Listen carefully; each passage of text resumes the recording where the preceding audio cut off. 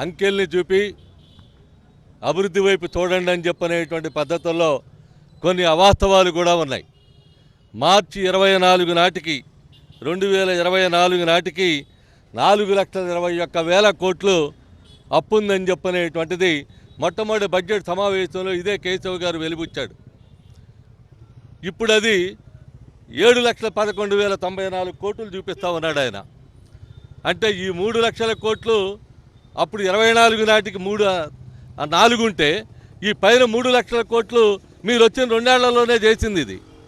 దీన్ని కప్పిపుచ్చేటువంటి దానికి 5 ఏళ్లలో 4 లక్షల కోట్లు ఆయన చూపిస్తే ఇప్పుడు 2 ఏళ్లలోనే 4 లక్షల కోట్లు నువ్వు చూపిస్తావు, 3 లక్షల కోట్లు నువ్వు చూపిస్తా ఉన్నావు. అంటే నీది అప్పుల గారడి. అప్పుని కూడా నువ్వు చేసిన అప్పుని కూడా అతి తక్కువ కాలంలో నువ్వు చేసిన అప్పుని పక్కోడి మీద నెట్టేసేటువంటి దానికి ప్రయత్నం చేయటం తప్ప ఇంకోటి కాదు. ఇది వెరసి 7 లక్షల కోట్లు ఇప్పుడు రాష్ట్రం మీద రాష్ట్ర ప్రజల మీద ఈ అప్పును చూపించేటువంటి దానికి ప్రయత్నం చేస్తూ ఉన్నారు.